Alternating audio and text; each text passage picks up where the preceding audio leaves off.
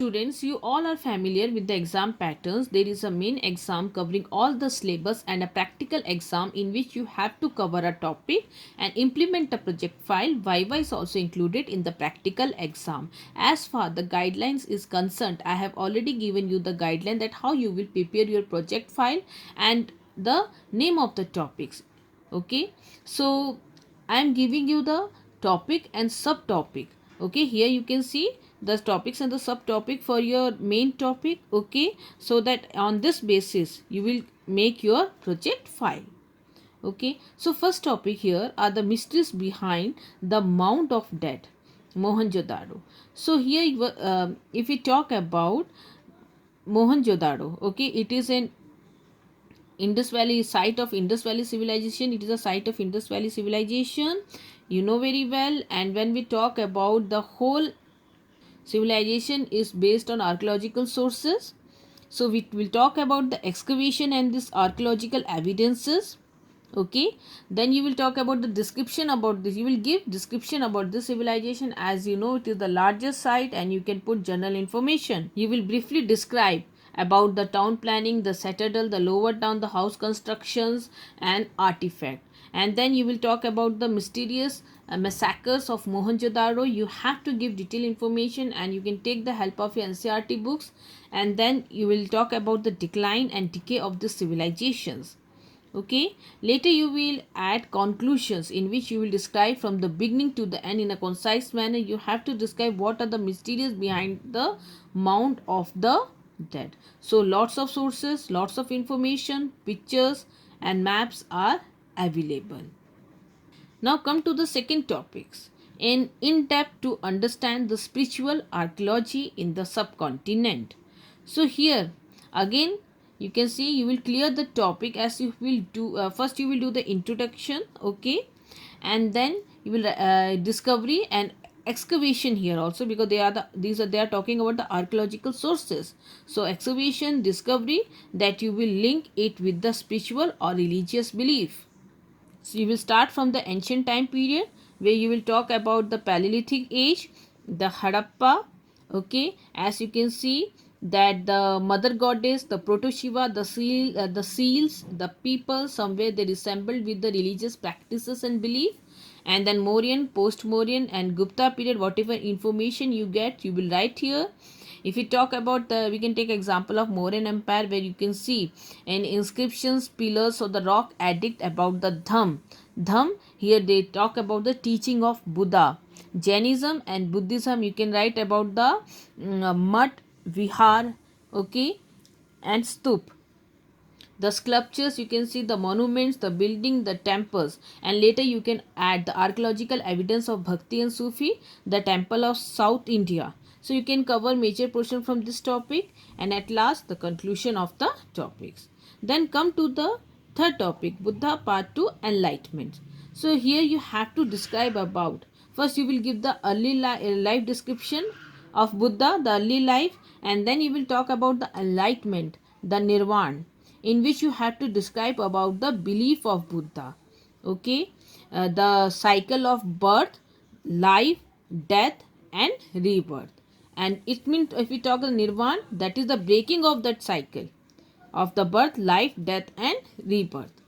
And then you will talk about the meditations here. So what do Buddhists believe? Here you can see the three jewels: belief in Buddha, Dhamma, teaching of Buddha, and the Sangha.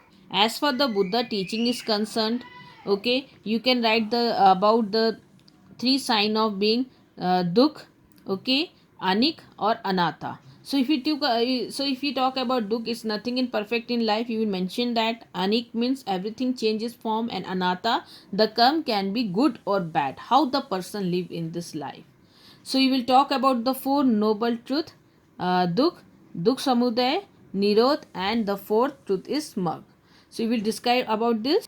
These are the main teaching of Buddha, and it is very important to describe about it. And the part 2 enlightenment you can see is through wisdom, morality and meditations. So right view, thought, speech, action, livelihood, efforts, right mindfulness and right contemplations, okay, concentrations. You will mention about this, then you will talk about the theory of karma according to Buddha, and the sacred text. It means there is a compilation of Buddha teachings. So we will mention about that in a brief, and then you can see worship of Buddha in the name of temple. You can talk about the ritual practices, the follower of Buddhism, and at end you will give the conclusion where you will concluding it with the modern world. Then come to the next topic. Here topic 4, you can see an exploratory study to know women and created history. So here you will take different time period. Okay, start from the ancient to medieval and modern. So in Harappa you can see, you will start it from when we talk about the ancient, the Harappa worship of mother goddess. Vedic age, equal, the Vedic age they enjoy equal status. Okay, the women, and you will talk about the women were educated at that times, and then you can see names of the several saints was or seers. They were notably Gargi or Maitre, and you can see the Sahita were there in the name of these saints. So that it means that there was the importance of women, and they create history at that time. Then we talk about the Gupta period, Prabhavati Gupta of Vakatak Empire.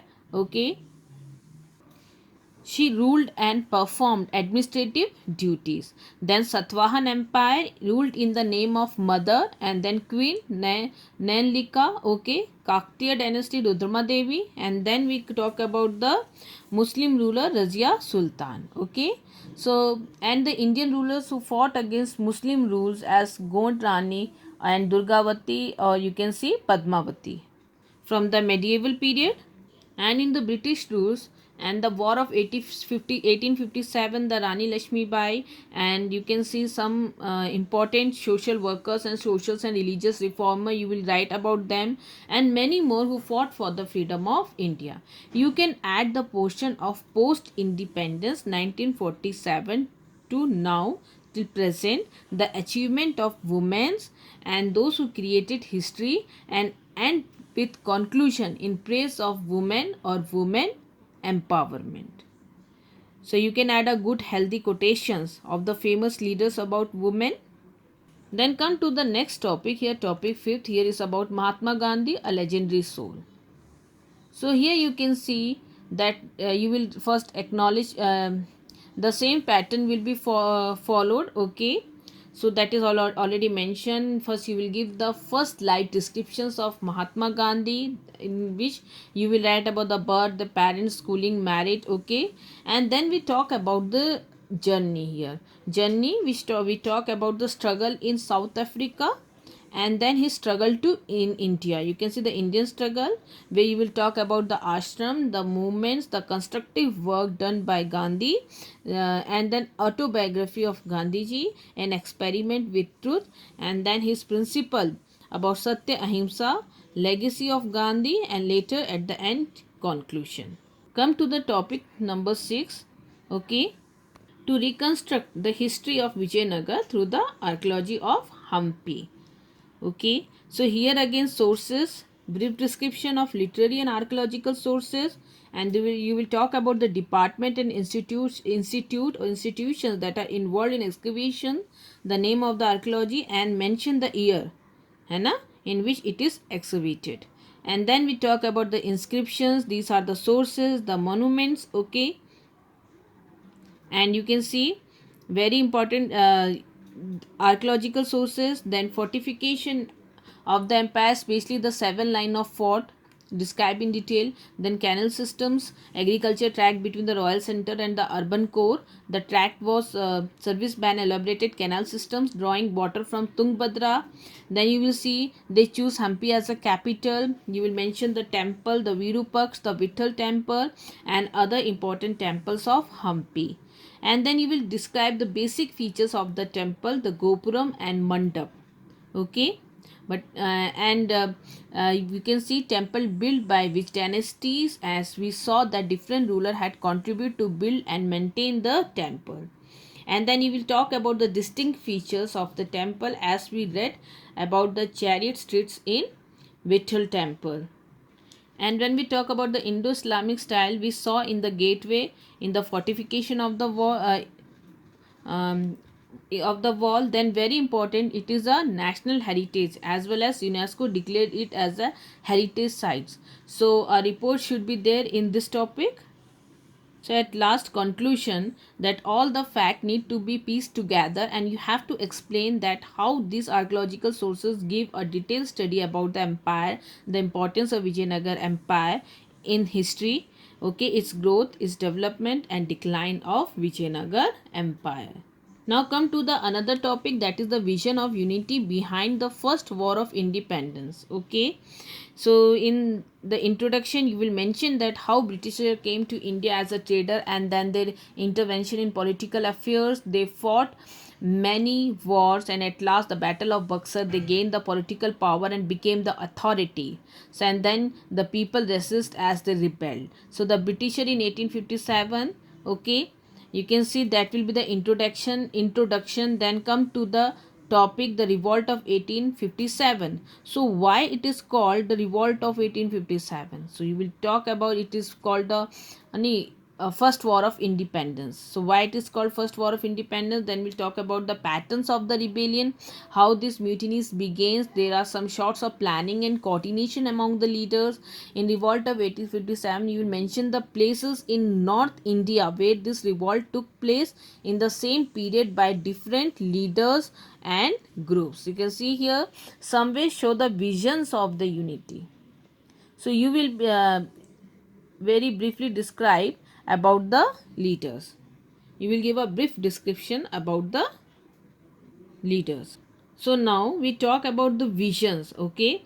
Visions of the rebellion of different social groups and community. So what the rebels wanted, as you have read in the chapter also, okay, what was the visions behind the unity? So you'll mention about different social groups, okay, and their demand, and you can add the proclamation and notice, okay, but in brief, they think, and you will mention that they think Britishers as a symbols of oppressions.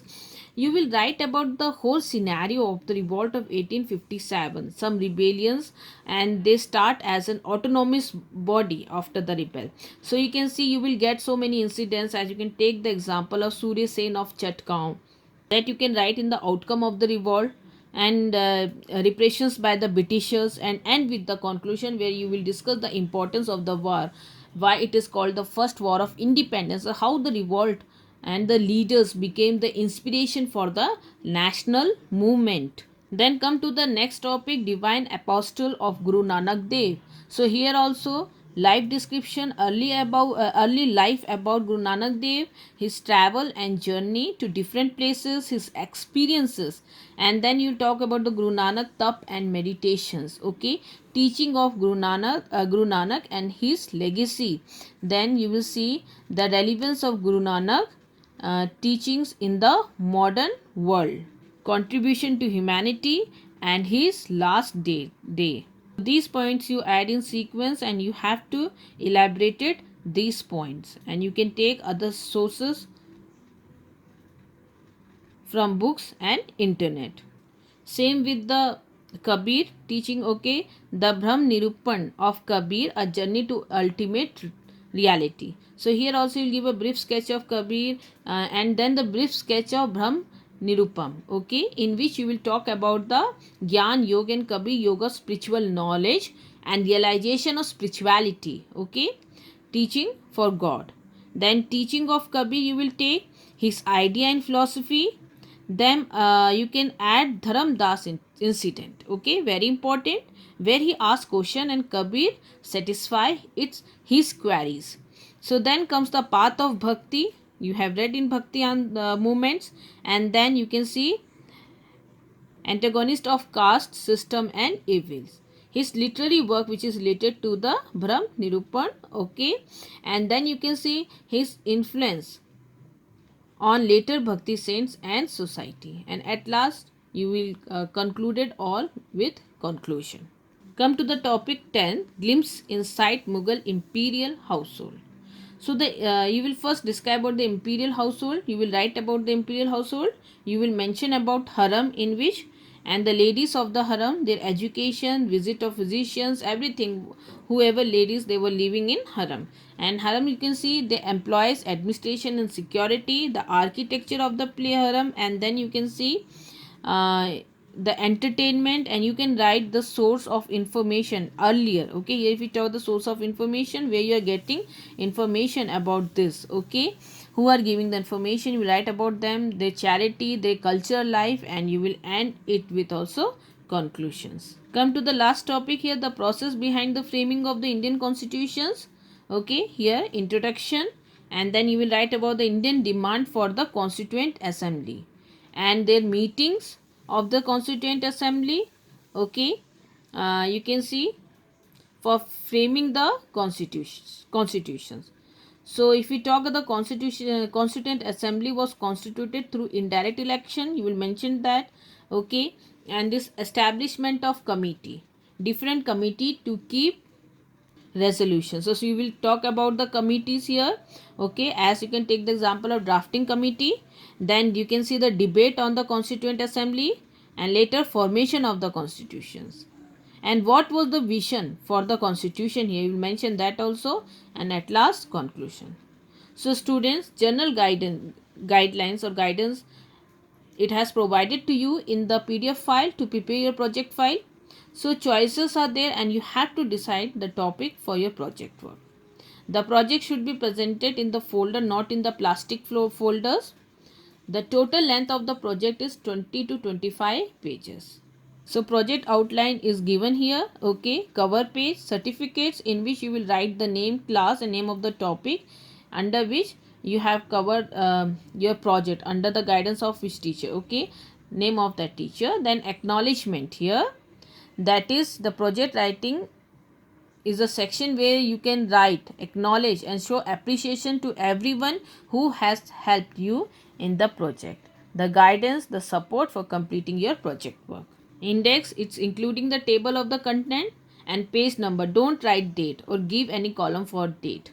And then you know what you in there in introduction, it give the gist of what will be the proceeding content be about. Okay, the relevance of the project to you. And later you can see topics are there, subtopics are there, conclusions. When you write conclusion for a project, always remember that you have to make summary of the content as well as the purpose you have in mind. Use the basic information you already have. Keep your opinion that is logical and related to the content, and make suggestion. And bibliography, here we talk about the reference or the books. Okay, and if you have any doubt or any inquiry, please clarify it.